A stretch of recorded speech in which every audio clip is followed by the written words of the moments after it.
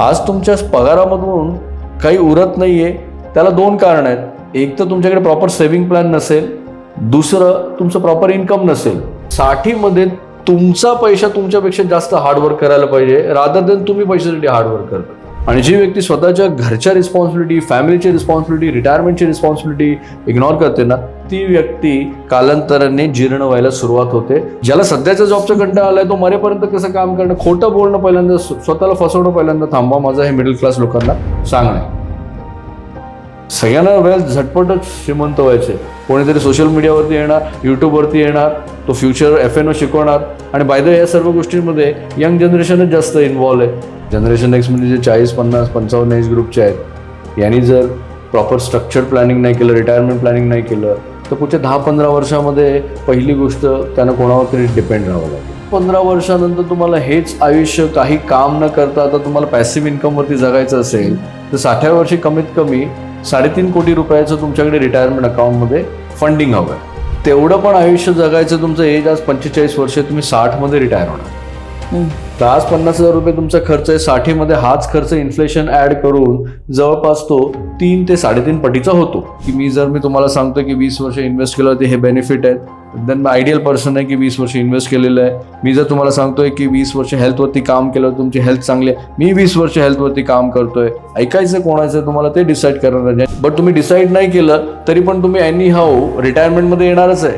Retirement हा असा गोल आहे की ज्याला तुम्ही टाळू शकत नाही. नमस्कार मित्रांनो, आज आपण पुन्हा एकदा आपल्या 4थ्या पॉडकास्टमध्ये भेटत आहोत. येस, हा आज आपला 4था पॉडकास्ट आहे. याआधी पण असे 3 पॉडकास्ट झालेले आहेत की ज्यामध्ये नितीन सरांनी बऱ्याच काही अशा स्टेप बाय स्टेप्स प्रोसेस तुम्हाला सांगितल्या आहेत. जर तुम्ही बघितल्या नसतील तर जरूर जा आणि बघा, कारण त्या अशा एक 1 by 1 स्टेप्स आहेत. तर तुमचं बेसिक जोपर्यंत क्लिअर होत नाही तोपर्यंत तुमचं नेक्स्ट लेवलच्या पॉडकास्टमधलं क्लिअरिटी येणं थोडं चॅलेंजिंग होऊ शकतं. राईट. तर नवीन वर्षाची सुरुवात होत आहे. नक्कीच तुम्ही काही ना काहीतरी रेझोल्युशन्स केले असतील तुमच्या लाईफमध्ये. एव्हरी टाइम वर्ष तर येतच राहणार, वर्ष जातच राहणार, बट त्या वर्षाबरोबर तुमचं लाईफमध्ये तुम्ही काही ट्रान्सफॉर्मेशन आणताय की नाही हे चेक करा. ट्रान्सफॉर्मेशन इन द सेन्स की लास्ट इयरचं तुमचं इन्कम काय होतं, या वर्षीचं तुमचं इन्कम काय, लास्ट इयर तुम्ही हेल्थमध्ये कसे होतात, यावर्षी तुम्ही हेल्थमध्ये कसे आहात, लास्ट इयर तुम्ही तुमच्या करिअरमध्ये कुठले माइलस्टोन अचीव्ह केले आणि यावर्षी तुम्ही काय अचीव्ह केलेत की नाही केलेत. जे या गोष्टींचं जोपर्यंत तुमच्याकडे काही पॅरामीटर्स नसतील तर तुम्ही खरंच लाईफमध्ये ग्रो होताय की नाही होत हे आपल्याला नाही कळणार आहे.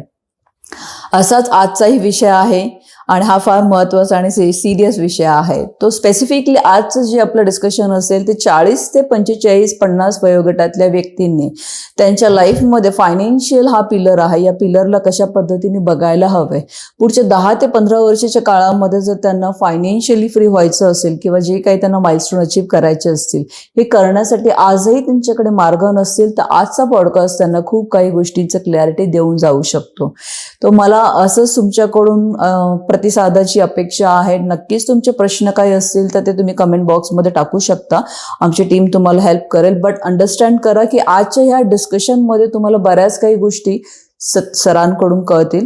तो मी पुन्हा एकदा नितीन सरांना इन्व्हाइट करते आजच्या पॉडकास्टमध्ये. सर पुन्हा एकदा आपल्यासोबत जॉईन झालेत. Yes Nitin sir, welcome. Thank you so much Dhanashree madam. पुन्हा एकदा नवीन विषयावरती बोलण्यासाठी तुम्ही इन्व्हाइट केलं, त्यासाठी मनापासून आभार मानतो मी तुमचे.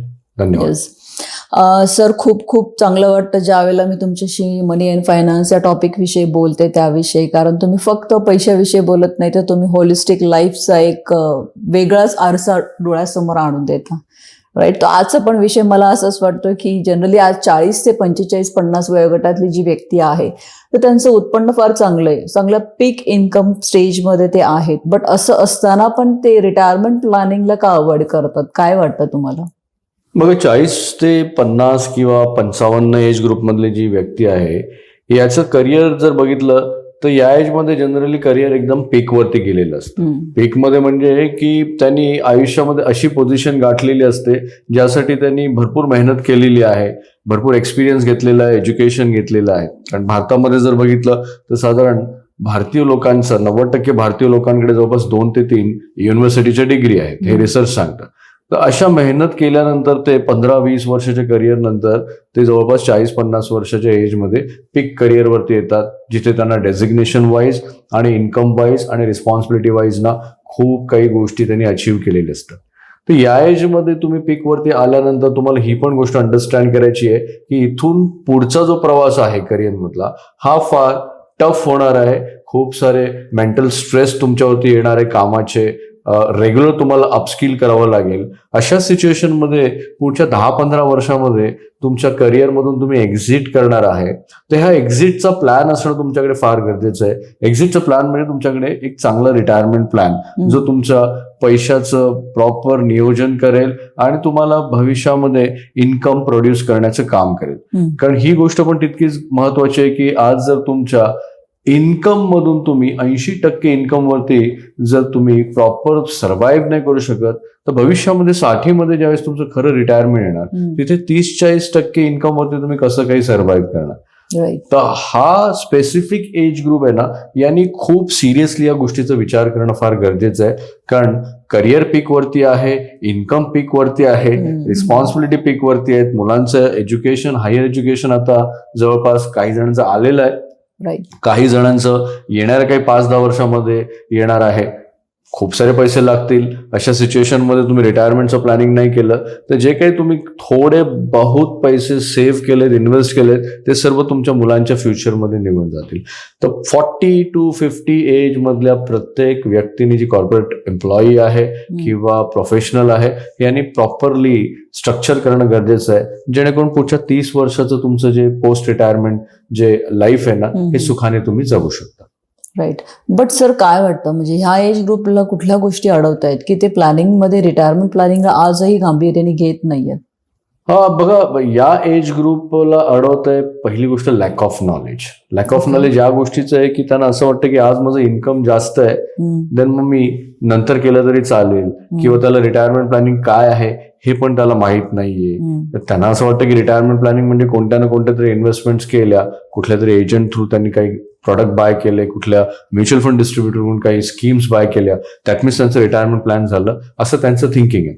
तो रिटायरमेंट प्लॅनिंग म्हणजे एक असं स्ट्रक्चर की ज्या स्ट्रक्चरमध्ये तुमचं आजचं इन्कम किती आहे, आजचे खर्च किती आहेत, भविष्यामध्ये तुमचं 15 वर्षांत किती खर्च इन्फ्लेशन ऍड करून होणार आहे, कोणते खर्च त्याच्यातून एक्झिट होतील आणि कोणते खर्च राहतील, त्यात मेडिकल एक्सपेन्सेस ऍड झाला तर साधारण तुम्हाला वयाच्या 60व्या वर्षी किती पैसे लागतील. तर हे जे बेसिक नॉलेज आहे ना हे बऱ्याचशा लोकांकडे नाही. त्यामुळे रिटायरमेंटमध्ये पहिला चॅलेंज लोक का नाही करत आहे, कारण त्याचं नॉलेज या विषयामध्ये फार वीक आहे. दुसरी गोष्ट आहे की त्यांना ना ऑल द टाइम पुढे ढकलण्याची एक सवय झालेली आहे, त्याला आपण प्रोकास्टिनेशन. प्रोकास्टिनेशन म्हणजे की आपण आज मध्ये जगतोय ना तर भविष्याचा एवढा का विचार करावा. जनरली मध्यमवर्गीय व्यक्ती याची जी मानसिकता बनलेली असते ही फक्त प्रेझेंट ओरिएंटेशन मध्ये बनलेली असते. प्रेझेंट ओरिएंटेशन म्हणजे की हा महिना, या महिन्याचे खर्च, या महिन्याच्या रिस्पॉन्सिबिलिटी, या महिन्याचे EMI यामध्ये ते इतके गुंतलेले आहेत की भविष्यामध्ये ना पुढच्या 5, 10, 15 वर्षानंतर त्यांच्यावरती कोणती आपत्ती येणार आहे ना या आपत्तीची त्यांना बिलकुल पर्वा नाहीये. त्यामुळे भविष्यातल्या ज्या गोष्टी आहेत ना या पुढे ढकलण्याची त्यांना सवय झालेली आहे. तर प्रोकास्टिनेशन त्यांना अडवत आहे. थर्ड थिंग आहे की त्यांच्याजवळ ना योग्य स्ट्रक्चर नाहीये. स्ट्रक्चर म्हणजे एक असं स्ट्रक्चर पाहिजे ज्या स्ट्रक्चर मार्फत ते पुढच्या 10-15 वर्षामध्ये जे काही ते आज प्लॅन करतायत हे प्लॅन केलेल्या गोष्टी ते गॅरंटेड अचीव्ह करू शकतील. 3 गोष्टी फार महत्वाच्या आहेत. त्या 3 गोष्टीमुळे काय होत आहे, नसल्या कारणाने ते त्यांच्या फायनान्शियल लाईफला फार दुर्लक्षित करतायत आणि या दुर्लक्षितपणामुळे काय होतंय की डिपेंडन्सी त्यांची कालांतराने वाढणार. बरोबर. आणि पुढे जर अजून 5-10 वर्षांनी सिच्युएशन बघितली तर त्यांना करिअरमध्ये जे पीकमध्ये तिथून पण कदाचित इन्कम स्टॅग्नेशन मध्ये येऊ शकतं. भले आत्ताच आलेलं असेल बऱ्याचशा लोकांचं. इन्कम स्टॅग्नेशन नंतर इन्फ्लेशन तर वाढतोय, त्यामुळे इन्फ्लेशनचा धक्का त्यांना सहन नाही होणार. जबाबदाऱ्या वाढतायत, जबाबदाऱ्यांची कॉस्ट हाय आहे, तर प्रेशर वाढेल, स्ट्रेस वाढेल, त्याचं ब्रेनवरती, हार्टवरती, सर्वच गोष्टींवरती, रिलेशनशिपवरती इम्पॅक्ट पडेल. त्या 3 गोष्टी ज्या अडवत आहेत ना त्याच्यावरती काम करणं गरजेचं आहे. आणि असं नाही की ते काम नाही करू शकत, हे फक्त माइंडसेटचा भाग आहे. काम करू शकतात आणि त्यांनी या 3 गोष्टींवरती फोकस केलं तर कालांतराने 10-15 वर्षाचा फार मोठा काळ आहे. हा छोटा काळ नाहीये की तुम्ही त्याला दुर्लक्ष करून अजून अजून अजून अजून पुढे ढकलून या सर्व गोष्टी कायमच्या इग्नोर करणार. तर 3 गोष्टींवरती फोकस करा, तुम्हाला त्याच्यातून बाहेर पण पडता येऊ शकते. राईट. म्हणजे तुम्ही रिटायरमेंट प्लॅनिंग का करणं गरजेचं आहे हेही सांगितलं. इव्हन तुम्ही रिटायरमेंट प्लॅनिंग करताना काय चॅलेंजेस किंवा अडथळे येतात हेही सांगितलं, राईट. तर मला आता नितीन सर हे पण त्याची क्लॅरिटी द्या की जर आता जनरेशन एक्स आहे त्यांनी जर त्यांच्या पुढच्या ह्या 10 ते 15 वर्षाला जर प्रॉपरली फायनान्शियल स्ट्रक्चर पद्धतीने नाही केलं तर रिटायरमेंट प्लॅनिंग मध्ये काय परिणाम भोगावे लागू शकतात? भयंकर परिणाम भोगावे लागू शकतात रिटायरमेंटमध्ये. जनरेशन एक्स म्हणजे जे 40, 50, 55 एज ग्रुपचे आहेत, यांनी जर प्रॉपर स्ट्रक्चर प्लॅनिंग नाही केलं, रिटायरमेंट प्लॅनिंग नाही केलं, तर पुढच्या 10-15 वर्षामध्ये पहिली गोष्ट त्यांना कोणावर तरी डिपेंड राहावं लागेल. राईट, डिपेंडन्सी प्रॉब्लेम होईल. दुसरी गोष्ट की जे काही रेग्युलर त्यांचे खर्च आहेत या खर्चासाठी कुठल्याच पद्धतीचं इन्कम सोर्स क्रिएट नाही केलेलं आहे. त्यामुळे तो प्रेशर ते आहे, मेंटल प्रेशर, स्ट्रेस, त्यामुळे तो वाढत जाईल. तिसरी गोष्ट ही होईल की 60 नंतर पण त्यांना ऍक्टिव्ह इन्कमसाठी काम करावं लागेल.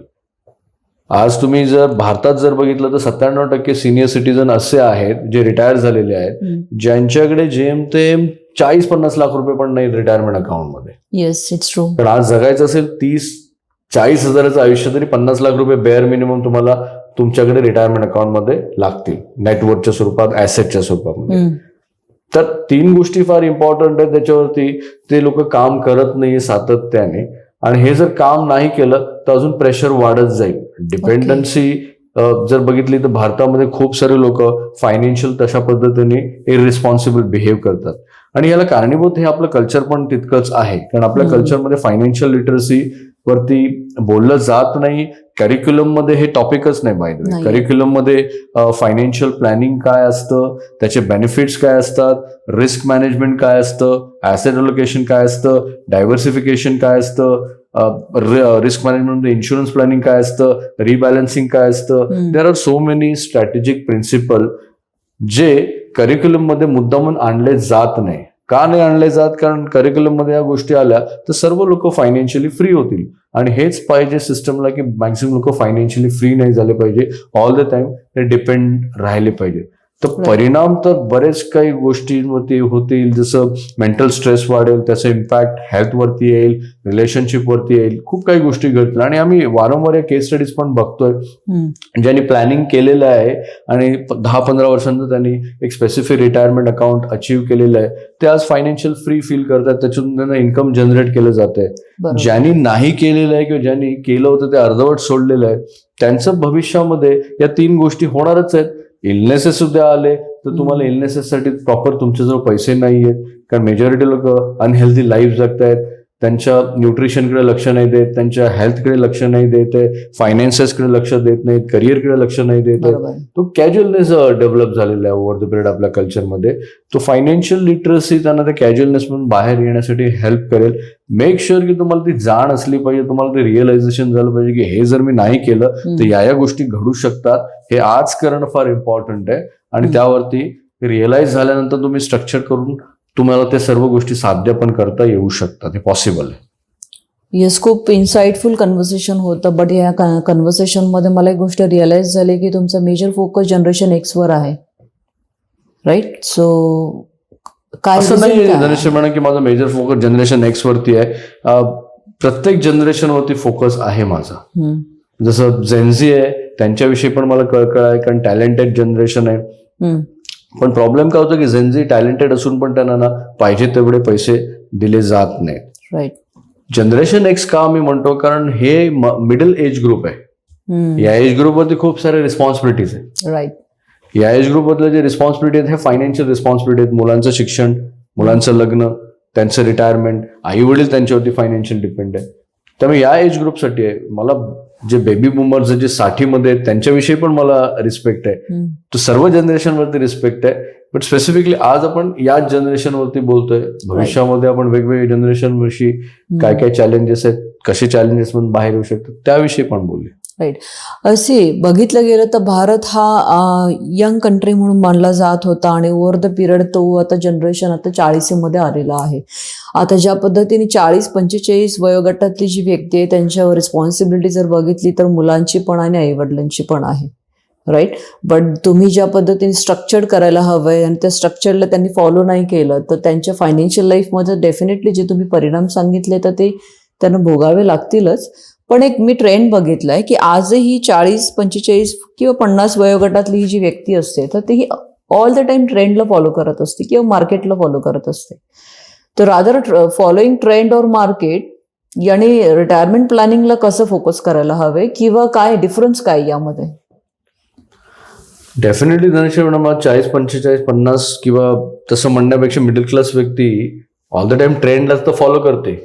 आता ट्रेंडला फॉलो का करते? कारण त्यांचं थिंकिंग पॅटर्न तसं बनलेलं असतं. थिंकिंग पॅटर्न जो असतो हा कन्व्हेन्शनल थिंकिंग असतो की सर्वजण काय विचार करतात, मेजॉरिटी पॉप्युलेशन जे विचार करते ते चांगलं विचार करते असं त्यांचं थिंकिंग पॅटर्न आहे. त्यामुळे ते स्वतःचे ओन थॉट्स क्रिएट नाही करत. तर मॅक्झिमम लोक मार्केटमध्ये काय करतायत इन्व्हेस्ट करताना त्या पद्धतीने लोक रिॲक्ट करतात. आता 2020 नंतर 2021 मध्ये मार्केटमध्ये करेक्शन आलं आणि मग त्यानंतर 2021 मध्ये सगळेजण मार्केटमध्ये फायनान्शियल मार्केटमध्ये इन्व्हेस्ट करायला लागले. पण त्यांच्याकडे कोणाकडे स्ट्रक्चर्ड प्लॅनिंग नव्हतं आणि ते ब्लाइंडली इन्व्हेस्ट करायला सुरुवात केलं. काही जणांना त्यातलं प्रॉफिट मिळालं, बेनिफिट मिळालं. तर प्रॉफिट आणि बेनिफिट म्हणजे तुम्ही वेल्थ क्रिएट केली हा फरक नाही होत. वेल्थ क्रिएशन म्हणजे तुम्ही 10-15 वर्ष तुम्ही स्पेसिफिक प्रोसेस सिस्टम मध्ये आहात आणि आता एक सर्टन एज मध्ये तुम्ही एक सर्टन अमाऊंटची टार्गेट एम केलेलं आहे, नेटवर्थ एम केलंय, ते तुम्ही अचीव्ह केलंय, याला म्हणतो आपण वेल्थ क्रिएशन. आता ट्रेंडला फॉलो केल्याने काय होतं की ऑल द टाइम आपण ट्रेंडला बघतो, ट्रेंड चांगला असेल तर त्यावेळेस ट्रेंडमध्ये आत येतो, ट्रेंड वाईट असेल तर ट्रेंड मधून बाहेर येतो. तो टेंडन्सी काय असते की चांगल्या ट्रेंडमध्ये लोक आतमध्ये येतात आणि वाईट ट्रेंडमध्ये बाहेर येतात. पण याचं उलट असलं पाहिजे ना, चांगल्या ट्रेंडमध्ये तुम्हाला कॉन्शियस राहायचंय, वाईट ट्रेंडमध्ये अपॉर्च्युनिटी येते तिथून तुम्ही एक्झिट नाही करायचं. आज इंडियाचा जर सर्वे काढला तर मॅक्सिमम मेजॉरिटी लोक जे आहेत हे 3.5-4 वर्षापेक्षा जास्त रेग्युलर इन्व्हेस्ट करतच नाही फायनान्शियल मार्केटमध्ये. रिअल इस्टेट मार्केटमध्ये 6-6.5 वर्षापेक्षा जास्त ते इन्व्हेस्टेडच राहत नाही. दिस इज द रिसर्च. तर मार्केटला फॉलो केल्यावरती ऑल द टाइम तुम्ही फायर फायटिंग मध्ये जाणार ना. ते केस स्टडी सांगतो ज्यामध्ये एक व्यक्ती फायनान्शियल मार्केटला फॉलो करून त्याचे इन्व्हेस्ट करत होते, पगार फार चांगला होता, 2.5-3 लाख रुपयाचं महिन्याची सॅलरी. 10 वर्षापूर्वीची मी गोष्ट सांगतोय. 2.5-3 लाख रुपयाच्या पगारामध्ये तो ऑल द टाइम सेव्हिंग करत होता. त्या सेव्हिंग करून तो मार्केट बघायचा आणि मार्केटमध्ये इन्व्हेस्ट करायचं. आज 10 वर्षानंतर पण ती व्यक्ती फायनान्शियल स्ट्रगलच करते. 10 वर्षानंतर त्या व्यक्तीचं वय झालेलं आहे आता जवळपास 49 वर्ष. इथून 10 वर्षांनी ती गॅरंटी रिटायर होणार आहे. त्यामुळे इथून 10 वर्षांनंतर त्याला रिटायरमेंटसाठी जवळपास जे 6.5-7 कोटी लागणार आहेत ते त्याच्या आता अवक्याच्या बाहेर झालेले आहेत. त्याच दरम्यान 10 वर्षापूर्वी एका व्यक्तीने स्ट्रक्चर्ड प्लॅनिंग केलं आणि त्या स्ट्रक्चर्ड प्लॅनिंगला फॉलो केलं. त्याला जे 10 वर्षानंतर आता अचीव्ह करायचं आहे हे आणि 10 वर्षामध्ये अचीव्ह केलेलं आहे. आता नेक्स्ट 10 इयर्स त्याला जो कंपाऊंडिंग बेनिफिट मिळणार आहे तो याला बेनिफिट नाही मिळणार आहे. तर मार्केटला ट्रेंडला फॉलो न करता तुम्ही एक स्ट्रक्चर बनवा. त्या स्ट्रक्चरमध्ये तुमचं रिटायरमेंट प्लॅनिंग आहे. रिटायरमेंट प्लॅनिंग मध्ये तुम्हाला क्लॅरिटी येते की तुम्हाला कोणत्या वर्षी किती पैसे लागणार आहेत, त्यानंतर तुम्हाला ते पैसे लागताना तुम्ही किती वर्ष तुम्ही भविष्यामध्ये जगणार आहात. सिंपल एक्झाम्पल जर सांगितलं तर सुंदर आयुष्य जगायचं असेल रिटायरमेंटमध्ये तर $1,00,000 1.5 लाख तरी कमीत कमी लागतात. ऍव्हरेज जर भारतामध्ये खर्च बघितला, एक्सपेन्स बघितला तर $50,000 महिन्याचा आहे. तर आपण सुरुवात काय करू की $50,000 जो ऍव्हरेज खर्च आहे तेवढं पण आयुष्य जगायचं. तुमचं एज आज 45 वर्ष, तुम्ही 60 मध्ये रिटायर होणार. तर आज $50,000 तुमचा खर्च आहे, 60 मध्ये हाच खर्च इन्फ्लेशन ऍड करून जवळपास तो 3 ते 3.5 पटीचा होतो. म्हणजे 50,000 महिना म्हणजे $6 लाख वर्षाचे. जवळपास 15 वर्षानंतर तुम्हाला हेच आयुष्य काही काम न करता आता तुम्हाला पॅसिव्ह इन्कम वरती जगायचं असेल तर 60व्या वर्षी कमीत कमी 3.5 कोटी रुपयाचं तुमच्याकडे रिटायरमेंट अकाउंट मध्ये फंडिंग हवं आहे. Specific for retirement. म्हणजे $50,000 आयुष्य जगण्यासाठी तुमच्याकडे 15 वर्षानंतर 3.5 कोटी पाहिजे. आज 45 वर्षाच्या, 40 वर्षाच्या आणि 15 वर्षांनी रिटायर व्हायचे. 1 लाख रुपयाचं आयुष्य जगायचं असेल तर याचे डबल ना, 3.5 कोटीचे डबल किती होतात? ऑलमोस्ट 7 कोटी. ऑलमोस्ट 7 कोटी. 1.5 लाखाचं सुंदर आयुष्य. म्हणजे तुम्ही 18 वर्ष युनिव्हर्सिटीची डिग्री घेतली, फार मेहनत केली, कष्ट केले, त्यानंतर 30-35 वर्ष नोकरी केली, खूप काही सॅक्रिफाईस केले, कष्ट केले. आता तुम्हाला पूर्णपणे देवानी अधिकार दिलेला, हक्क दिलाय की 1.5 लाख रुपयाचं तरी आयुष्य तुम्ही जगायचं पुढचे 30 वर्ष. राईट. 60व्या वर्षी तुम्हाला आम्ही आज 25 वर्ष तुमचं एज आहे, 1.5 लाख रुपये तुमच्याकडे आज खर्च आयुष्य जगायचं आहे. आज 1.5 लाखाचा जो खर्च आहे तुम्हाला कधी तुमचं 3-3.5 लाख रुपयाच्या इन्कम मधून प्रोव्हिजन करत असाल. बरोबर. पण भविष्यामध्ये 60 वर्षामध्ये हेच 1.5 लाखाचं आयुष्य जगायला तुम्हाला पहिल्या वर्षी 4.5 लाख रुपये लागू शकतील. पण ज्यावर्षी 4.5 लाख रुपये लागतील त्यावेळेस तुमचं ऍक्टिव्ह इन्कम 0 असणार आहे. तिथून 60 ते तुमचा लॉन्जिव्हिटी पार्ट जर बघितला, जास्त वर्ष जगणं, तर तो 30 वर्षाचा झाला. म्हणजे हे आयुष्य 1.5 लाखाचं जगण्यासाठी 10.25 कोटी रुपये तुम्हाला लागतील. पण डिपेंड करतं की प्रत्येकाला कशा पद्धतीचं रिटायरमेंट जगायचंय. बरोबर. तुमचं आयुष्य तुम्ही डिसाईड करा, बट तुम्ही डिसाईड नाही केलं तरी पण तुम्ही एनी हाऊ रिटायरमेंटमध्ये येणारच आहे. रिटायरमेंट हा असा गोल आहे की ज्याला तुम्ही टाळू शकत नाही. कारण तुम्ही 45 वर्षाच्या आत, 40 वर्षाच्या आत, 60-65 ला तुम्ही रिटायर होणारच आहे. आता काही जण असं फुल्लिश सारखं विचार करतात की आम्ही मरेपर्यंत काम करू. हा, मी मोस्ट ऑफ द प्रोफेशनल्स कडून हे शब्द ऐकलेले आहेत. तो मरेपर्यंत काम करा, माझी पण इच्छा आहे. इट डझंट मीन ना तुम्ही एक्झिट प्लॅन बनवू नका. बरोबर. मरेपर्यंत काम करा, बट एक्झिट तुमच्याकडे नसेल तर मरेपर्यंत पण काम नाही करू शकत. कारण आता तुम्ही फक्त पैशासाठी काम करताय. मरेपर्यंत फक्त एकच व्यक्ती काम करू शकते ज्यांनी त्याचं प्रॉपर रिटायरमेंट प्लॅनिंग केलेलं आहे. विनाकारण मरेपर्यंत काम करू आम्ही हे डायलॉग बांधणं पहिल्यांदा बंद करा. तुमच्या लाईफमध्ये जर पर्पज नसेल, तू मरेपर्यंत कसं काय काम करणार? इथे आमच्याकडे जे क्लायंट येतात, कालांतराने आम्ही विचारतो की का फायनान्शियल फ्री व्हायचं, का रिटायर व्हायचं. आम्हाला सध्याचा जॉबचा कंटाळा आलाय. ज्याला सध्याच्या जॉबचा कंटाळा आलाय तो मरेपर्यंत कसं काम करणं, खोटं बोलणं पहिल्यांदा, स्वतःला फसवणं पहिल्यांदा थांबवा. माझा हे मिडल क्लास लोकांना सांगणं आहे. भले या पॉडकास्टमध्ये निगेटिव्ह कमेंट दिले, मला काही प्रॉब्लेम नाहीये. स्ट्रेट कट बोलतोय, स्ट्रेट फॉरवर्ड बोलतोय. सत्य कधी लोकांना आवडत नाही. 99% लोकांना ट्रूथ आवडत नाही. प्लॅन करा रिटायरमेंट. भविष्यामध्ये खूप चांगल्या गोष्टी करू शकता. 30 वर्षाचा काळ आहे. 30 वर्षाच्या काळामध्ये जर तुम्ही हा विचार केला की या 30 वर्षामध्ये तुमच्याकडे पैसे नसतील तर तुम्ही किती वर्ष पैशासाठी काम करत राहणार? 60 मध्ये तुम्हाला काम करायचं आहे, no problem, but make sure 60 मध्ये तुमचा पैसा तुमच्यापेक्षा जास्त हार्डवर्क करायला पाहिजे, रादर देन तुम्ही पैशासाठी हार्डवर्क करतात. आज आम्ही काम करतोय, पण एक स्टेज आता अशी आहे की पैसा जास्त आता हार्डवर्क करतोय आमच्यापेक्षा. राईट. तर प्रत्येकाला रिटायरमेंट प्लॅनिंगचा बेसिक कॉन्सेप्ट अंडरस्टँड करणं फार गरजेचं आहे. येस नितीन सर, फार स्पष्टपणे तुम्ही काही गोष्टी मांडल्यात, त्याबद्दल खरंच मी तुमचा आभार मानते. कारण इव्हन मी पण या मताची आहे की स्वीट लायर्स आपल्या लाईफमध्ये काही ट्रान्सफॉर्मेशन नाही आणू शकत. तुमच्या लाईफमध्ये खरंच ट्रान्सफॉर्मेशन हवं असेल तर तुमच्याकडे एक हार्ड कोर कोच, मेंटॉर असायला हवा आहे. मग तो हेल्थमध्ये पण लागेल, जिममध्ये पण ट्रेनर असंच लागेल की जो तुमच्याकडून त्या लेवलचं वर्कआउट करून घेईल. तुमच्या वेल्थ अँड मनी मॅनेजमेंटमध्ये पण तसाच सिरियस आंतरप्रेन्योरशिप माइंडसेट असलेली व्यक्तीच लागेल की जी तुम्हाला तुमचा सेल्फ इमेज, कॅरेक्टर चेंज करण्यासाठी हेल्प करू शकते. तो नितीन सर, या 40-45 वयोगटातल्या व्यक्तींविषयी ज्या वेळेला काही कन्व्हर्सेशन्स येतात तर त्यांचं बिहेवियर जर बघितलं तर तुम्ही all the time middle class behaviour आहे आणि यांचे एक्सपेक्टेशन्स आहेत की त्यांना वेल्दी बनायचं आहे. तो याच्यामध्ये डिफरन्स काय? मिडल क्लास बिहेवियर आणि वेल्दी माइंडसेट किंवा वेल्दी पर्सन बनण्यापर्यंतचा जो डिफरन्स आहे, याच्यामध्ये काय अशा गोष्टी आहेत की ज्यामध्ये यांचं आपण तुलना करू शकतो? डिफरन्स माइंडसेटच आहे त्यांचे मॅडम ना. म्हणजे गरीब, मिडल क्लास आणि वेल्दी ह्या 3 कॅटेगरी आहेत. तिघांच्या कॅटेगरीमध्ये माइंडसेटचा डिफरन्स आहे. तर माइंडसेटमध्ये काही पॅरामीटर्स आहेत ते मी मागील पॉडकास्टमध्ये पण सांगितलेले आहे. त्यामध्ये एक मनी बिलीफ पॅरामीटर आहे. ओके. तर पुअर लोकांचं मनी बिलीफ काय असतं? स्कॅरसिटी वाला असतं. स्कॅरसिटी म्हणजे कमतरता. या पृथ्वीवरती सगळ्याच गोष्टीची कमतरता आहे असं पुअर माइंडसेटची व्यक्ती विचार करते. त्यामुळे अशा माइंडसेटनी जर एखादी व्यक्ती खूप काही एफर्ट्स करते ना तर त्याला ते यश नाही मिळत, अपॉर्च्युनिटी तो ग्रॅब नाही करत, कारण बॅकएंडमध्ये त्याचं प्रोग्रामिंग झालेलं आहे. स्कॅरसिटी. मिडल क्लास माइंडसेट कसं असतं की त्यांना एवढंच माहिती आहे की युनिव्हर्सिटीची डिग्री घ्यायची, 2-3 डिग्री घ्यायच्या आणि त्या डिग्रीच्या जोरावरती आपण नोकरी मिळवायची आणि पैसे कमवायचे. एका लेवलवरती आपल्याला घर घेता आलं पाहिजे, आपलं सोशल लाईफ करता आलं पाहिजे, गाडी घेतलं पाहिजे आणि एन्जॉय करता आलं पाहिजे.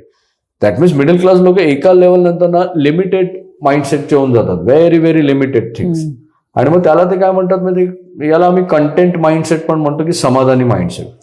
ओके. आता समाधानी व्यक्ती जर एखादी असेल एका स्टेजमध्ये, जनरली आम्ही बघतो म्हणजे 40-45 वर्षाच्या एजमध्ये व्यक्ती समाधानी असते. समाधानी व्यक्तीविषयी एक गोष्ट अंडरस्टँड करा की व्यक्ती समाधानी असेल तर ती त्याच्या हेल्थवरती रोज जाऊन जिमवरती काम नाही करणार.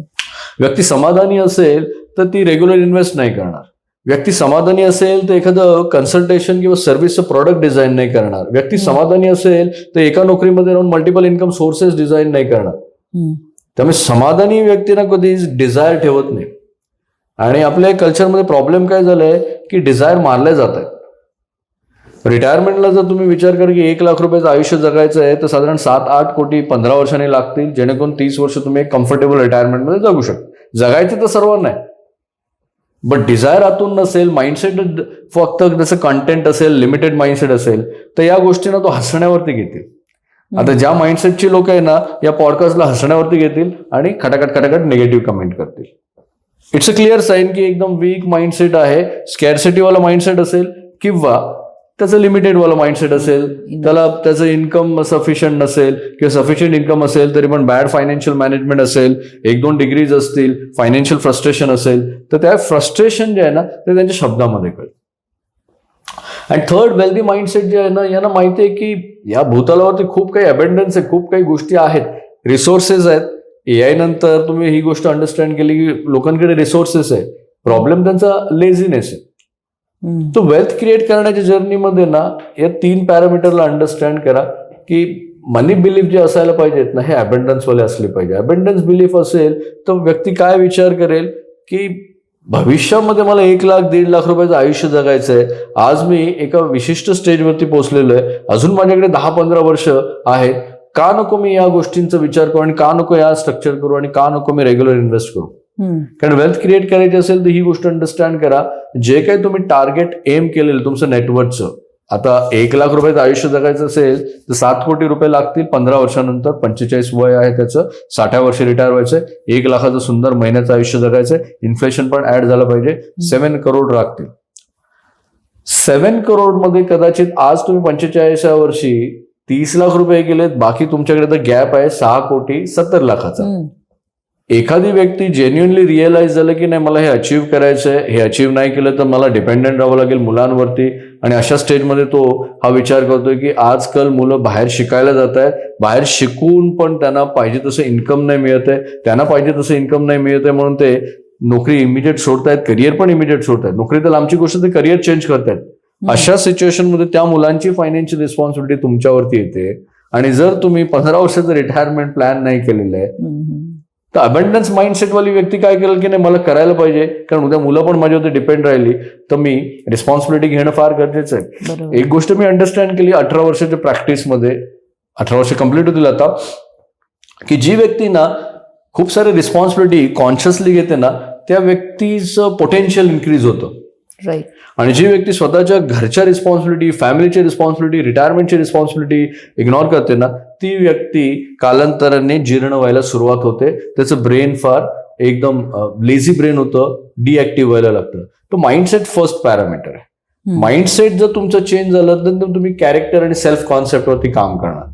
कॅरेक्टर म्हणजे की जर तुम्हाला 10 कोटी अचीव्ह करायचं तर तुम्हाला 10 कोटीचं कॅरेक्टर बनवावं लागेल. 10 कोटीचं कॅरेक्टर बनवावं लागेल म्हणजे ही गोष्ट अंडरस्टँड करा की जे काही टार्गेट एम केले नेटवर्कचं 10 कोटी, त्याचे 10% अमाऊंट तुम्हाला इन्व्हेस्ट करायचे. आता 10% अमाऊंट इन्व्हेस्ट करायची आहे, दॅट मीन्स 10% 10 कोटीची किती झाले? 1 कोटी. बरोबर. तुम्हाला 1 कोटी अचीव्ह करायचे तुमच्या 15 वर्षामध्ये, तर कदाचित त्याचे 10% म्हणजे 10 लाख रुपये. आज तुमच्या पगारामधून काही उरत नाहीये, त्याला 2 कारण आहेत.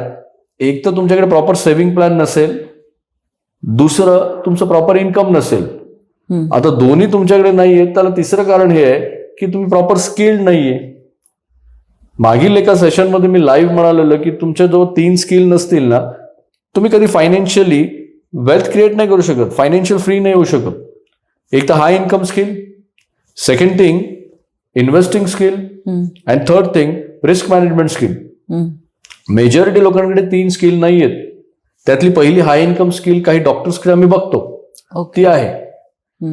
जसं काल आपण एक सांगलीमध्ये खूप वेल नोन न्यूरोसर्जन आहेत, त्यांना भेटलो. आता त्यांच्याकडे हाय इन्कम स्किल आहे, कारण न्यूरोसर्जन आहेत, मोठं हॉस्पिटल आहे. चांगलं वाटलं त्यांच्या हॉस्पिटलमध्ये जाऊन त्यांच्याशी साधारण मला वाटतं 1.5 तास गप्पा मारल्या.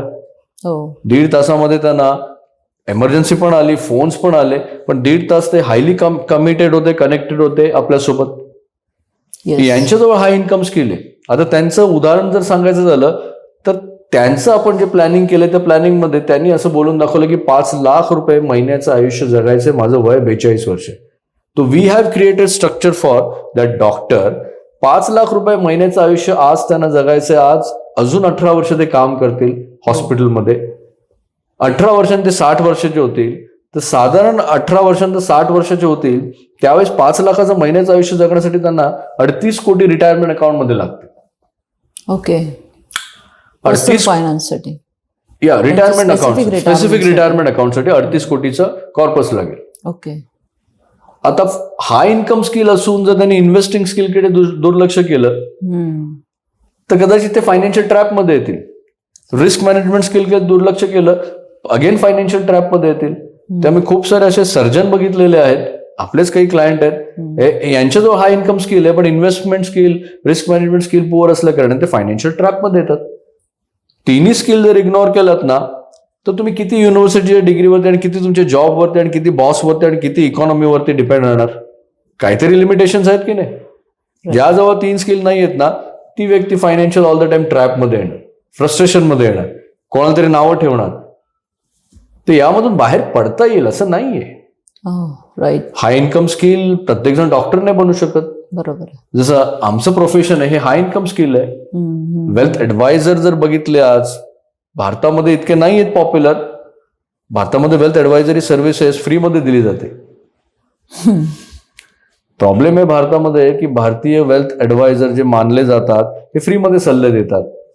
त्यामुळे इथे फ्रीमध्ये सल्ला दिल्यानंतर बाकीच्या लोकांना फ्रीमध्ये सल्ला हवाय. याने इम्पॅक्ट काय झाला इकॉनॉमीमध्ये की सर्वजण फ्रीमध्ये सल्ला देत आहेत, सर्वजण फ्रीमध्ये सल्ला घेत आहेत. इकॉनॉमी मधली जी वेल्थ आहे ही डिवाइड व्हायला लागली. तुम्ही वेस्टमध्ये जा, अमेरिकेत जा, जर्मनीमध्ये जा, चायनामध्ये जा, तिथे फ्रीमध्ये सल्ला कुठलाही दिला जात नाही. त्यामुळे फ्रीमध्ये कोणी सल्ला घेत नाही आणि फ्रीमध्ये सल्ला देत नाही. त्यामुळे या 3 देशाची वेल्थ मल्टिप्लाय होते. इकॉनॉमीतल्या या गोष्टी बऱ्याचशा लोकांना माहित नाही. 38 कोटी त्या डॉक्टर साहेबांना पाहिजेत पण ते कमिटेड आहेत.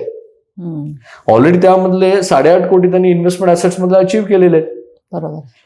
उरलेला जो भाग आहे हे ते अचीव्ह करतील कारण ते कमिटेड आहेत, त्यांना त्या गोष्टीची जाण आहे.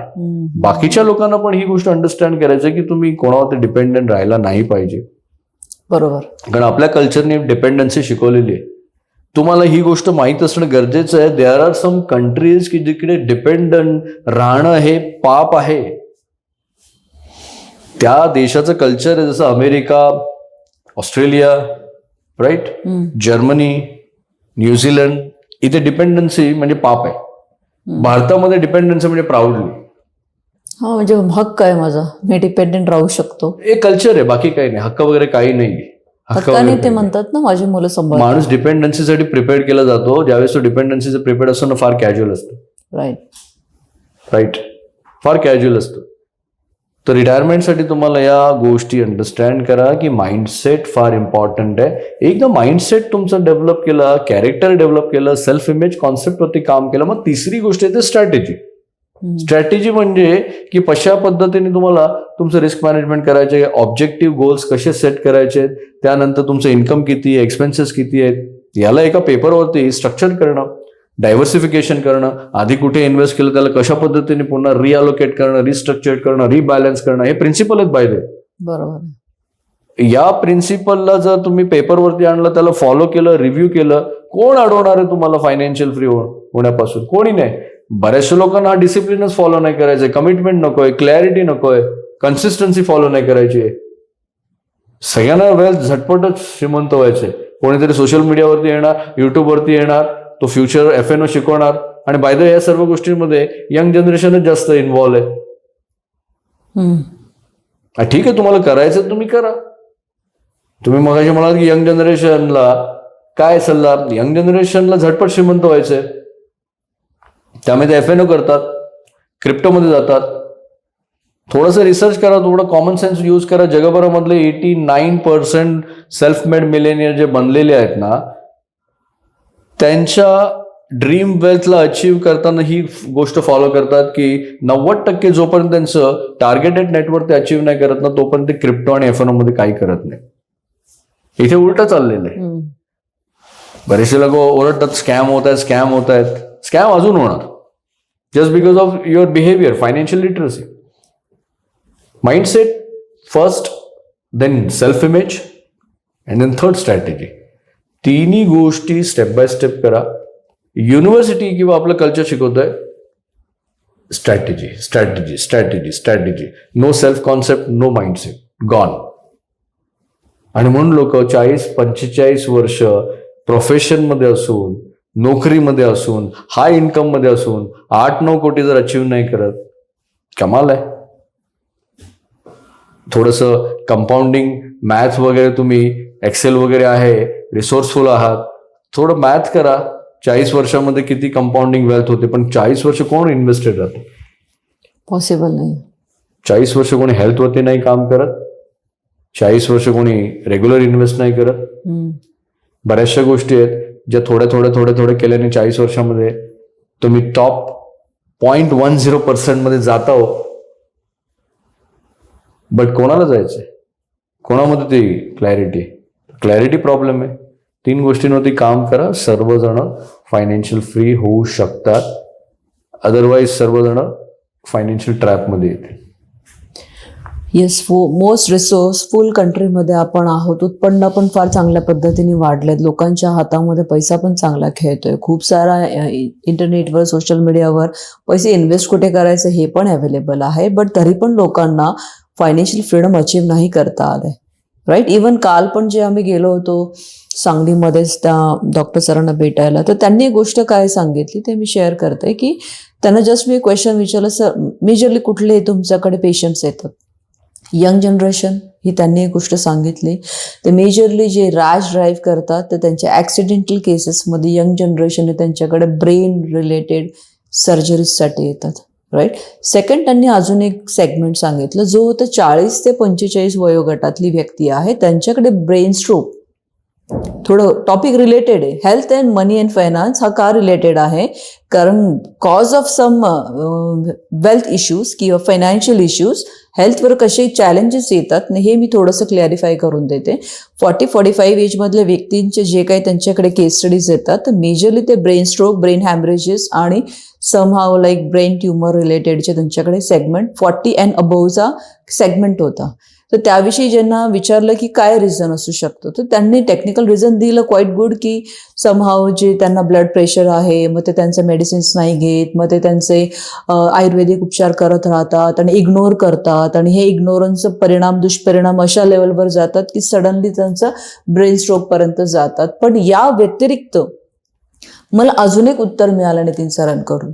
तर ते उत्तर मला नितीन सर तुमच्याकडून ऐकून घ्यायचे, की हे जे त्यांनी उदाहरण दिलं या उदाहरणामध्ये फायनान्शियल मॅनेजमेंटचा काय रोल असू शकतो किंवा काय इम्पॅक्ट आहे, का होत आहेत हे गोष्टी? नाही, त्यांनी सांगितलं की त्यांचे 2 टाईपचे क्लायंट आहेत. ठीक आहे. तर एक फर्स्ट टाईप येतो की ज्यांचं वय 20 ते 32 ते 35 एजमध्ये, यंग जनरेशन, आणि या केसेस येतात इंजरी ऍक्सिडेंटल वगैरे. ठीक आहे, कॅज्युअलिटी रिलेटेड. सेकंड जो ब्रेनचे त्यांच्या सर्जरी होतात ज्या 40 ते 55 एज ग्रुपमधल्या किंवा 50 एज ग्रुपमधल्या आहेत, त्या आहेत ब्रेन स्ट्रोक, ब्रेन हॅमरेज, या सर्व गोष्टी. त्यावरती त्यांनी टेक्निकल सायंटिफिक आन्सर सांगितलं की बीपी शूट होणं किंवा गोळ्या प्रॉपर न घेणं बीपी असताना, पण बीपी का शूट होतो? बीपी का शूट होतो? कारण तुम्हाला फायनान्शियल स्ट्रेस मॅनेज करता नाही येत, करिअर स्ट्रेस मॅनेज नाही करता येत. कारण आपल्याला हे लहानपणापासून शिकवलंच नाही की जर आपली नोकरी गेली आणि आपल्याला पगार नाही मिळाला, आपल्यावरती रिस्पॉन्सिबिलिटी आहे, त्यावेळेस हे स्ट्रेस मॅनेजमेंट कसं करायचं किंवा आपला पगार इन्क्रीज करण्यासाठी काय काय गोष्टी इन्फ्लुएन्स कराव्या लागतात हे शिकवलं नाही. त्यामुळे आपण फार कॅज्युअल राहतो, आणि ह्या कॅज्युअलनेसमुळे काय होतं की ओव्हर द पिरियड अचानक काही मोठे शॉक आले ना, तर ते शॉक माइंड, ब्रेन सहन नाही करू शकत धक्का, आणि मग तो धक्का इतका प्रेशरमध्ये असतो की तुमचं ब्रेन वीक असेल तर तुम्हाला बीपी आणि किंवा ब्रेन हॅमरेज, हार्ट अटॅक या सर्व गोष्टी होणार. आणि नंबर 1 फायनान्शियल स्ट्रेसेस आहेत ना आज लोकांना. कमी कमवत आहे हा एक स्ट्रेस आहे, जे जास्त कमवत आहेत प्रॉपर मॅनेज नाही करत हा एक स्ट्रेस आहे, जे जास्त कमवत आहेत बॅड फायनान्शियल डिसिजन घेते हा पण एक स्ट्रेस आहे. त्यामुळे फायनान्शियल स्ट्रेस बऱ्याचशा लोकांना अजून माहित नाही की किती भयंकर आहे. एक रिसर्च सांगतो की जगभरामध्ये पुरुषाला पहिलं मेजर प्रेशर कुठला माहितीये का? ऑल द टाइम फायनान्शियली चांगलं करणं हे प्रेशर आहे पुरुषासाठी.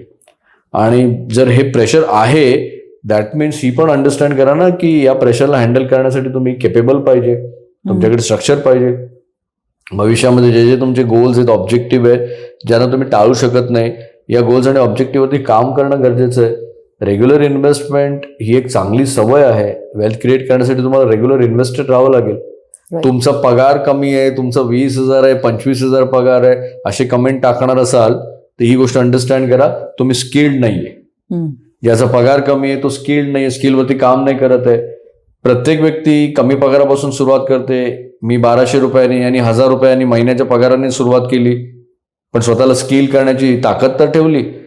तर जे आम्ही केलंय ते तुम्ही करू शकता. स्वतःला स्किल करा, हाय इन्कम स्किल लर्न करा आणि मग स्वतःची कॅपॅबिलिटी वाढवा आणि मग रेग्युलर इन्व्हेस्ट करत राहा. रेग्युलर इन्व्हेस्टमेंट तुम्ही अवॉइड केलात तर, आणि इव्हन भारतामध्ये म्हटलं जातं ना, भारतीय लोक ऑकेजनली इन्व्हेस्टर आहेत, ऑकेजनली करतात, रेग्युलर इन्व्हेस्ट नाही करू शकत. 20 वर्ष सलग 20% तुमचा पगार इन्व्हेस्ट केल्यावरती तुम्ही मल्टीमिलियनर होणार, तुमच्या परिवारातले पहिले मिलियनर बनणार. 17 वर्ष financial management, wealth advisory practice करतोय. नंबर ऑफ शेकडो केस स्टडीज आहेत की लोक बनलेली आहेत. इव्हन जे डॉक्टर आहेत, आपण त्यांना कान भेटलो, त्यांच्याकडे 38 कोटीचं रिटायरमेंट अकाउंट त्यांनी अचीव्ह केलं, तर भविष्यामध्ये त्यांच्या पुढच्या जनरेशनला 300 कोटीची वेल्थ देऊ शकतील. 38 कोटीमधून पुढचे 30 वर्ष इन्कम जनरेट केलं तर 20 कोटीचं इन्कम त्यांना मिळेल. राईट. एवढं सगळं करून पण ते 300 कोटी लिगसी देऊ शकतील. लिगसी फार इम्पॉर्टंट गोष्ट आहे आयुष्यामध्ये, ही गोष्ट लक्षात ठेवा. येस. लिगसी म्हणजे तुमच्या जाण्यानंतर तुम्ही अशी गोष्ट सोडून जाताय की जी जिवंत आहे. मग वेल्थ असू शकते किंवा तुम्ही केलेलं प्रॉडक्ट असू शकतो, बिझनेस असू शकतं, सर्व्हिस असू शकते, चांगलं पुस्तक असू शकतं, बेस्ट सेलिंग बुक. ही लिगसी आहे. आता लिगसी बरेचसे लोक का फोकस करत नाही, मिडल क्लास लोक लिगसीवरती फोकस का नाही करत, कारण त्यांना लिव्हरेज कॉन्सेप्ट नाही शिकवलेलं आहे. लिव्हरेज कॉन्सेप्ट त्यांना माहित नाही, त्यामुळे एक्सपर्ट लिव्हरेज त्यांना कळत नाही. त्यामुळे बरेचसे लोक फ्री सल्ले घेतात, एक्सपर्टकडे जात नाही. सेकंड, कॅपिटल लिव्हरेज शिकवलेलं नाहीये, त्यामुळे दुसऱ्याचं कॅपिटल वापरून वेल्थ कशी क्रिएट करायची हा प्रॉब्लेम आहे. थर्ड थिंग, पीपल मॅनेजमेंट शिकवलेलं नाही, पीपल लिव्हरेज नाही घेत. फार फारदा आपण काय करतो, घरामध्ये भांडी आणि धुणी घासण्यासाठी आपल्याला बाई असतात, राईट. त्यामुळे पीपल मॅनेजमेंट नाही करत. थर्ड, टेक्नॉलॉजी लिव्हरेज नाही करत, त्यामुळे टेक्नॉलॉजीला आपण अंडरस्टँड न करता त्यातून बेनिफिट नाही घेऊ शकत. आणि मीडिया लिव्हरेज नाही करत. मीडिया लिव्हरेज मध्ये तुम्हाला ही गोष्ट अंडरस्टँड करायची की तुम्ही एखादी सर्व्हिस क्रिएट केली, प्रोडक्ट क्रिएट केलेलं आहे, आता मीडियाचं लिव्हरेज घेऊन त्या सर्व्हिसला प्रमोट करा. त्यामुळे लिगसीचा विचार लोक का नाही करत, कारण लहानपणापासून आपल्याला लिव्हरेज शिकवलेलं नाहीये. राईट. रिटायरमेंट प्लॅनिंग हा असा विषय आहे की जो न टाळणार आहे. यावरती कितीही पॉडकास्ट होतील तरी कमीच आहेत. बट राईट पॉडकास्ट मी म्हणेन की योग्य पद्धतीने स्ट्रक्चर करून जी व्यक्ती तुम्हाला सांगते की भविष्यामध्ये रिस्क मिनिमाइज करा, डायव्हर्सिफिकेशन करा, ऍसेट अलोकेशन करा, विदाउट स्ट्रक्चर या गोष्टी पॉसिबल नाही होणार, योग्य पॉडकास्ट तो आहे. Right sir.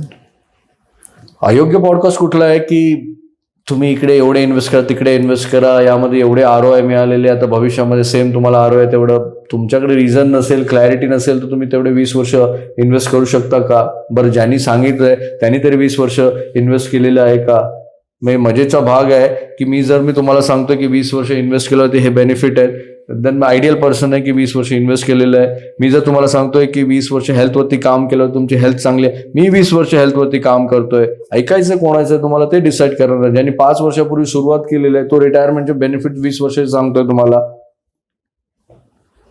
फॉलो करण्यासाठी तुम्हाला ते करेज पण लागेल ना. करेज वाढ, माइंडसेट चेंज करा, करेज वाढवा, एक्सपर्ट सोबत जा. पण हा गंभीर विषय आहे, by the way, retirement planning. Financial literacy हा गंभीर विषय. आपण फायनान्शियल ट्रॅपमध्ये भारतीय लोक येण्यामागचं रिझन हेच आहे.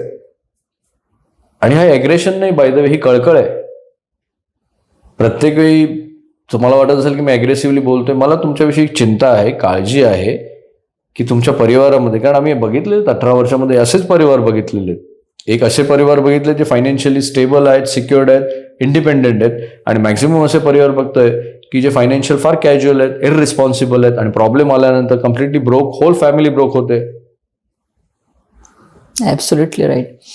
बऱ्याच वेळेला रिटायरमेंट प्लॅनिंगच्या कन्व्हर्सेशनमध्ये गोष्ट जाणीव काय होते की लोकांचं थिंकिंग काय की आमच्या आईवडिलांनी पण रिटायरमेंटचं काही प्लॅनिंग केलं नव्हतं, तो असंही असतं, पण चांगलं जगतायत आणि आम्हाला पण काही रिटायरमेंटची एवढी काही प्लॅनिंग करण्याची गरज वाटत नाही कारण आम्ही चांगलं कमवतोय. तर ह्या स्टेटमेंटविषयी सर तुमचं मत काय की आधीच्या पॅरेंट्सचं रिटायरमेंट आणि या आत्ताच्या पॅरेंट्सचं रिटायरमेंट यामधलं फरक काय?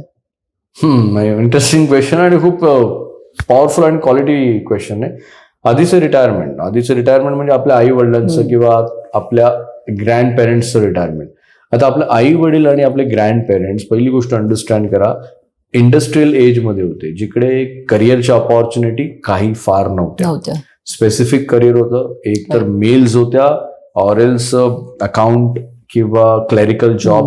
ठीक आहे, तर 2-3 ऑप्शन्स होते.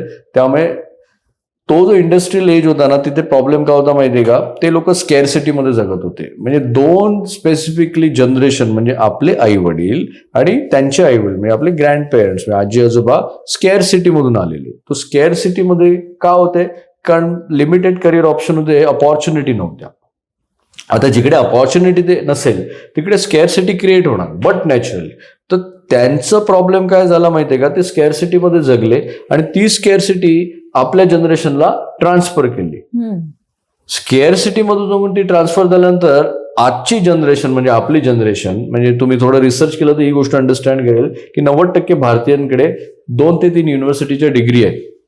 Again one more research is saying की 90% अमेरिकन्स आहेत ना, त्यांच्याकडे एक पण डिग्री नाही. 10% अमेरिकन आहेत, त्यांच्याकडे एखाद दुसरी डिग्री आहे. तर रिटायरमेंट का दोघांमध्ये चॅलेंजेस का डिफरन्सेस आहेत मी तुम्हाला सांगतो. त्यांनी 30-40 वर्ष समजा नोकरी केली आहे, त्यांची लाईफ एक्सपेक्टन्सी 60 वर्षी रिटायर होऊन 65 ते 67 वर्षापर्यंत होते. पोस्ट रिटायरमेंट ते फक्त फार ते 5 मॅक्सिमम 7 वर्ष जगत होते. मेजॉरिटी तसंच चाललं. आजचं रिटायरमेंट जर बघितलं, म्हणजे आज 45 वर्षाची जी व्यक्ती आहे ती 10 वर्षानंतर रिटायर होणार, 15 वर्षांनी रिटायर होणार, म्हणजे 55 ते 60 वर्षी. त्याची लाईफ एक्सपेक्टन्सी पुढचे 25-30 वर्ष राहणार. इथे आपले जे ग्रँड पेरेंट्स होते ते 5 ते 7 वर्षाच्या रिटायरमेंट फेजमध्ये होते. आत्ताची जनरेशन आहे ही पुढे लाईफ एक्सपेक्टन्सी मेडिकल ऍडव्हान्स झाल्या कारणाने 25-30 वर्ष रिटायरमेंटमध्ये राहील. हा डिफरन्स आहे. त्यांच्या वेळेस इन्फ्लेशनचा प्रॉब्लेम नव्हता एवढा, लाईफस्टाईल फार सिम्पल होतं. या जनरेशनला सगळ्यात मोठा आता सध्या तुमचं काय प्रॉब्लेम चाललाय इकॉनॉमीमध्ये, डोळे उघडे असतील, कान उघडं असेल, मन हार्ट उघडं असेल, तर सध्या मिडल क्लास लोकांना ही गोष्ट अंडरस्टँड करायची आहे की इकॉनॉमीमध्ये एक क्रायसिस आहे आणि क्रायसिसचं नाव आहे cost of living crisis. Cost of living crisis म्हणजे सर्वसामान्य व्यक्तीला दैनंदिन जीवनाला लागणाऱ्या वस्तू विकत घेणं अजून महाग होत चालले. बरोबर. त्याचं प्रेशर काय येईल माहितीये, कालांतराने तुमचं इन्कम पण स्किल नसल्या कारणाने कमी होणार किंवा स्टॅग्नेशन मध्ये जाणार, इन्फ्लेशन वाढत जाणार, त्यामुळे खर्च करणं चॅलेंजिंग होणार. अशा सिच्युएशन मध्ये एक इन्कम, 1 डिग्री, 2 डिग्री, एक कंपनी, एक बॉस वरती राहणं फार रिस्की आहे. आणि म्हणून त्या जनरेशननी कोणत्याच पद्धतीचं रिटायरमेंट प्लॅनिंग नव्हतं केलं. बरोबर आहे. When we meet to 60-65 year old person, what they told us की आमच्या जनरेशनमध्ये बाबा हे काही नव्हतं रिटायरमेंट प्लॅनिंग वगैरे. या जनरेशनचे उगाच रिटायरमेंट प्लॅनिंग करायचं. काही असे पण आपले क्लायंट आहेत की जे 40-45 वर्ष आले, तर आमच्या आई वडिलांनी काहीच प्लॅनिंग नव्हतं केलं. म्हटलं तुमचे आई वडील 5-7 वर्ष रिटायरमेंट नंतर तुमच्यावरती फायनान्शियल डिपेंड होते. आता तुम्ही 45 वर्षाचं एज आहे, करिअर 60 पर्यंत जाणं पण चॅलेंजिंग आहे. बरोबर. इंडस्ट्री चेंज होत आहेत. ते इंडस्ट्रियल एज होतं, आज नॉलेज एज आहे. यामध्ये तुम्ही 25-30 वर्ष रिटायरमेंटमध्ये राहणार आहे. त्या एजनी नाही केलं इट डझंट मीन की तुम्ही पण नाही करायला पाहिजे. आज अपॉर्च्युनिटी आहे, बट त्यांनी स्कॅरसिटी जी माइंडसेट होती ती आपली लहानपणापासून प्रोग्राम केलं. तर मेजॉरिटी लोकांकडे आज अपॉर्च्युनिटी आहे. रिसोर्सफुल कंट्री आहे India. India is a resourceful country. AI वगैरे सगळ्यांना माहिती आहे. सगळेजण युट्यूबवरती जातात, सगळेजण रिसर्च करतात, त्यांचे सगळेजण रील बनवतात, रील पोस्ट करतात. दॅट मीन्स रिसोर्सेस आहेत. अशा सिच्युएशनमध्ये तुम्हाला ही गोष्ट अंडरस्टँड करायची आहे की रिसोर्सेस असून पण तुम्ही वेल्थ का नाही क्रिएट करत आहे, कारण स्कॅरसिटी माइंडसेट अजून आहे तिथे. ओके. स्कॅरसिटी माइंडसेट म्हणजे कमतरता, पैसा कमी आहे, त्यामुळे बऱ्याचशा लोकांचा पगार नाही वाढत आहे. डिग्रीज आहेत, खूप साऱ्या लोकांची डिग्रीज आहेत. आमचेच क्लायंट आहेत, आपले मुलं ग्रॅज्युएट झालेली आहेत, पोस्ट ग्रॅज्युएट झालेली आहेत. 12-15 हजार 20 हजार रुपये त्यांना पगार येतोय. ही मुलं काय 12-15-20 हजार रुपयाचं पगाराचं काम करतील आणि इतकं तास कसं काम करतील? थोडं विचार करा ना. त्यांचं पण मन थोडं अंडरस्टँड करा की एवढे लाखो करोड रुपये शिक्षणाचे पैसे करून एवढ्या कमी पगाराचे नोकरी मिळवणं. तुम्ही एज्युकेशन सिस्टमला ब्लेम नाही करू शकत नाही तुम्ही, कारण तुम्ही त्या सिस्टम मध्ये आता कंट्रोल झालेले आहेत. बरोबर. फरक आहे धनश्री मॅडम, आधीच्या जनरेशनचं रिटायरमेंट आणि आत्ताचं जनरेशनचं. आधीचं जनरेशनचं रिटायरमेंट त्यांना कळलंच नाही की रिटायरमेंट आहे, थोडंसं पेन्शन मध्ये ते जगून निघून जायचे. ही जनरेशन थोडी वेगळ्या पद्धतीची आहे, जास्त वर्ष जगेल, लाईफस्टाईल ओरिएंटेड आहे. यांना टफ आहे रिटायरमेंट मध्ये जगणं, आणि स्पेसिफिकली मुलं यांच्यावरती डिपेंड राहतील. आधीची जनरेशन अशी होती की आई वडिलांची 5-7 वर्ष रिस्पॉन्सिबिलिटी घेणं एवढं काही चॅलेंजिंग नव्हतं. आत्ता प्रॉब्लेम आहे की 25-30 वर्ष आई वडिलांची रिस्पॉन्सिबिलिटी कशी घेऊ शकता. बरोबर आहे. त्यामुळे रिटायरमेंट प्लॅनिंग अवॉइड करू नका. जे लोक अवॉइड करतील त्यांना खूप मोठी शिक्षा मिळेल कालांतराने. खूप स्पष्टपणे सरांनी काही गोष्टींची क्लॅरिटी आणून दिली. मी ही या मताची आहे. मी खूप सारे केस स्टडी ड्राईव्ह केलेत आणि मी काय अंडरस्टँड केलं, it's my opinion, don't take it personally. या 40-45 एज मधली जी ग्रुप आहे ना, यांनी खूप साऱ्या लाईफस्टाईल थिंग्स आणल्या वापरण्यासाठी, राईट. खूप सारा पैसा आल्यानंतर यांनी सुरुवात केली पैसा खर्च करण्यासाठी, यांनी सेव्ह करण्यासाठी, इन्व्हेस्ट करण्यासाठी एवढी सुरुवात नाही केली जी आपल्या आईवडिलांनी केली होती. आता ज्यावेळेला आपली मुलं जी आता बघतायत आणि आपल्याला फॉलो करतायत, आणि आपण अनकॉन्शियसली ब्लेम जनरेशन झेडवर देतोय की जेनझी वर्स्ट आहे किंवा जेनझी खूप स्पेंडर आहे, बट ते डायरेक्टली कुठल्याही स्पेंडर कॅटेगरीमध्ये केव्हाच जाऊ शकते जेव्हा तुम्ही त्यांना ह्या डायरेक्शन्सला दाखवलेलं आहे. तर मी म्हणते की 40 ह्या एज ग्रुप जनरेशन आहे ना, यांनी आधी गरिबी पण बघितली आहे, यांनी श्रीमंती पण बघितली. पाठच्या पिढीने फक्त गरिबी बघितली आणि पुढच्या पिढीने फक्त श्रीमंती बघितली. श्रीमंती इन द सेन्स ॲटलीस्ट सर्वायवलच्या नेक्स्ट लेवलची तरी त्यांनी जर्नी बघितलेली. म्हणजे आज जर तुम्ही घरामध्ये गाडी बंगला, तुमच्याकडे चांगलं 1.5-2 कोटीचं घर असेल, चांगलं तुमच्याकडे गॅजेट्स असतील, तर तुम्ही स्वतःला वेल्दी म्हणत असाल तर ते नाही आहे. मला लास्ट टाइम सरांकडून कळालं की मिडल क्लास कॅटेगरी पण चेंज झाली आता. तर सर, हल्लीची मिडल क्लास कॅटेगरी म्हणजे नक्की कोण? हल्लीची मिडल क्लास कॅटेगरी म्हणजे जे कॉर्पोरेट एक्झिक्युटिव्ह म्हणजे प्रेसिडेंट आहेत, CEO आहेत ना, ही न्यू मिडल क्लास कॅटेगरी मी मानतो. कारण नोकरी करायचं डिसाईड केलंय, काही प्रॉब्लेम नाही, पण ही अंडरस्टँड करा गोष्ट, तुम्हाला नोकरी करता करता तुमच्या इन्कमला कंट्रोल करायचं असेल ना, तर एकच कॅटेगरी कंट्रोल करू शकते, आणि ती म्हणजे टॉप MNC मधले टॉप लेवलची व्यक्ती, CEO लेवलची व्यक्ती. तीच व्यक्ती त्याच्या इन्कमला कंट्रोल करू शकते नोकरी करून. अदरवाईज तुम्ही ऑर्डिनरी नोकरीमध्ये आहात, तुम्ही मिडल मॅनेजमेंटमध्ये आहात, लोअर मॅनेजमेंटमध्ये आहात, तर तुमच्या इन्कमला कंट्रोल करणं फार चॅलेंजिंग आहे. तर मिडल क्लास हे पॅरामीटर चेंज झालेला आहे. पॅरामीटर आता जो आधीचा जो होता तो नाही राहिलेला आहे. त्यामुळे स्वतःला all the time middle class, मध्यमवर्गीय हे म्हणवण्यापेक्षा थोडं सिरियस होण्याची वेळ आलेली आहे.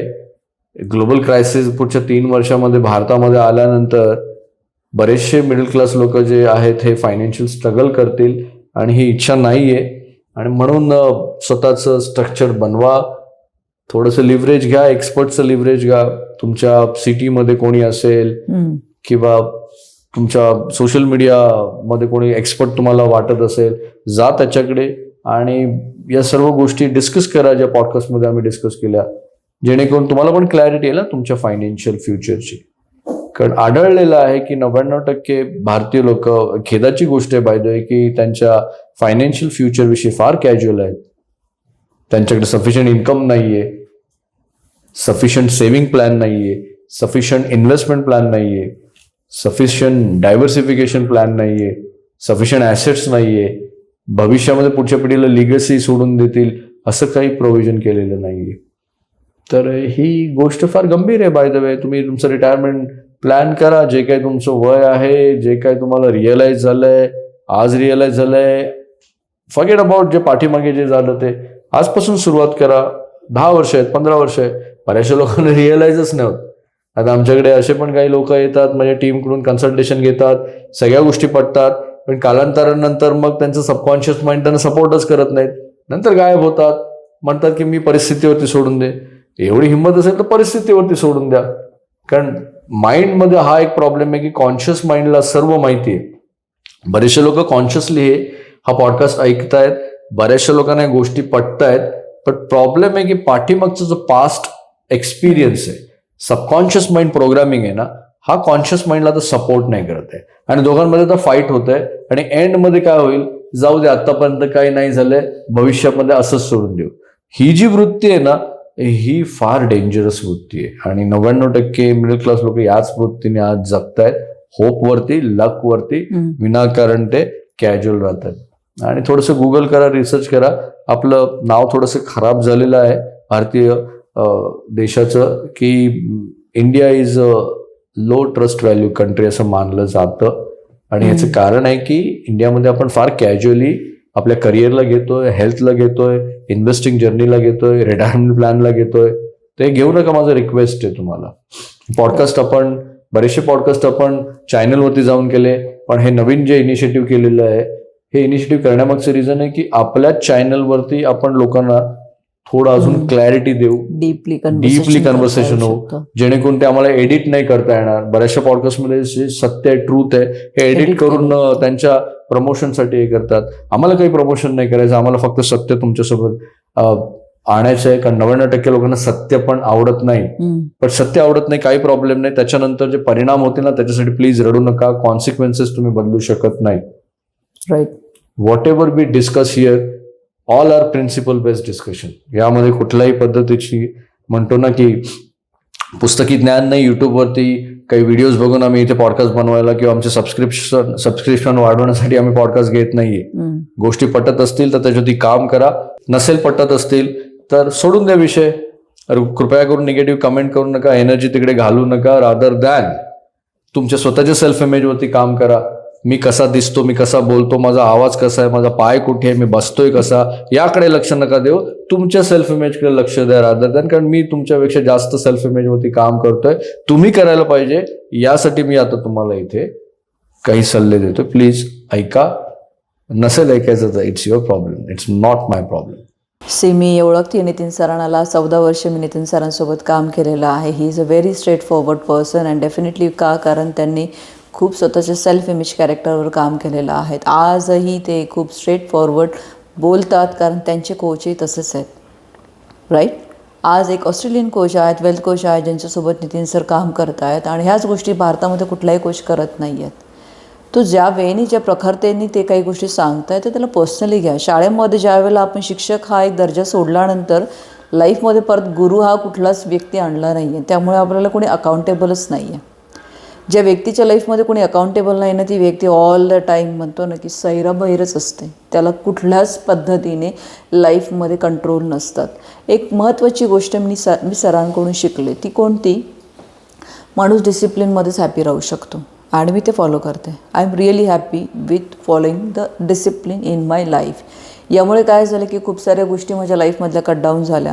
डिस्ट्रॅक्शन मला कटडाऊन करता आलं, माझी एनर्जी मला सेव्ह करता आली. मला माझ्या सेल्फ इमेज कॅरेक्टरमध्ये काय प्रॉब्लेम आहेत हे आयडेंटिफाय करण्यामध्ये जास्तीत जास्त वेळ मिळायला सुरुवात झालं. Rather gossiping with the others. तो 2026 चालू आहे. कमॉन, तुम्ही आता 40-45 वर्षाच्या वयोगटामध्ये आलेला आहात. Don't be like a childish. कारण तुमची मुलं जर तुम्हाला बघून अशी ग्रो होणार असतील तर डेफिनेटली ते पण रिस्पॉन्सिबिलिटी नाही घेणार आहेत. तर हा पॉडकास्ट नसून हा एक तुमच्यासाठी एक तुमचं सेल्फ इमेज कॅरेक्टर नेक्स्ट लेवलला घेऊन जाण्याचा एक प्रोजेक्ट आहे. It's not money and finance, it's life, its entire life. तो नितीन सर, मी खरंच खूप मनापासून आभार मानते. आपण अजून डिस्कशन करतोय पार्ट 2मध्ये, कारण कन्व्हर्सेशन पूर्ण नाही झालेलं आहे. बट काही वेळेच्या अभावामुळे आज आपण इथे एंड करतोय आणि यालाच कनेक्टिंग आपण दुसरा पार्ट पण घेणार आहोत. त्याच्यामध्ये अजून काही महत्त्वाचे मुद्दे सर मांडणार आहेत आपल्यासमोर. तो नितीन सर, आजच्या या कन्व्हर्सेशनमध्ये मला खरंच खूप चांगलं वाटलं की तुम्ही वॉक टॉक केलं. जे बोलता ते तुम्ही आम्हाला सगळ्यांना सांगितलं, पण तो जाता जाता तुम्ही काय सल्ला देणार आमच्यासाठी? जाता जाता सल्ला हाच आहे की तुमचं वय कन्सिडर करता तुमच्या जवळ आता किती लाईफ एक्सपेक्टन्सी आहे हे अंडरस्टँड करा. कारण वेस्टमध्ये एक कॉन्सेप्ट आहे जो लाईफ एक्सपेक्टन्सीचा कॉन्सेप्ट आहे की साधारण एक ॲव्हरेज लाईफ एक्सपेक्टन्सी आपली किती आहे, आपण किती वर्षाचे आहोत आणि आता उरलेले किती वर्ष आहेत. काल डॉक्टर साहेबांशी आपण गेलेलो सांगलीमध्ये, तर त्या डॉक्टर साहेबांना मी एक क्वेश्चन विचारलं की तुमच्या आयुष्यामधला सगळ्यात चांगला एक्सपिरियन्स कुठला आहे या जर्नीमध्ये.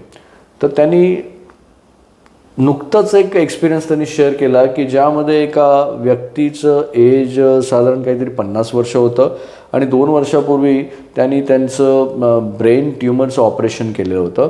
आणि त्यानंतर ब्रेन ट्युमरचं ऑपरेशन झाल्यानंतर त्यांनी सांगितलं होतं पेशंटला की 3 वर्षाचं लाईफ एक्सपेक्टन्सी. 2 वर्षानंतर परतच त्यांच्याकडे ते पेशंट आलं आणि पुन्हा ते रिलीज झालं. तर त्यांचं म्हणणं असं होतं की 2 वर्षानंतर परत आल्यानंतर आम्ही शक्यतो सेकंड टाईम ब्रेन ट्युमरचं ऑपरेशन नाही केलं, पण त्यांनी म्हटलं की मी त्या पेशंटचं पुन्हा एकदा ऑपरेशन केलं आणि असं होत नाही जनरली. आणि ते ऑपरेशन केल्यानंतर असं रिअलाईज झालं की त्या व्यक्तीचं लाईफ एक्सपेक्टन्सी अजून 3 वर्षांनी वाढली. तर त्या दरम्यान त्यांनी एक गोष्ट सांगितली जी फार टचिंग होती, हार्ट टचिंग होतं, की त्यांच्या फॅमिलीने त्यांना इन्सिस्ट काय केलं की डॉक्टर साहेब आमचे बाबा 1 दिवस जरी जास्त जगले ना तरी आमच्यासाठी खूप मोठं काम आहे. तुम्ही तर 3 वर्ष त्यांना अजून जास्त लाईफ दिलेली.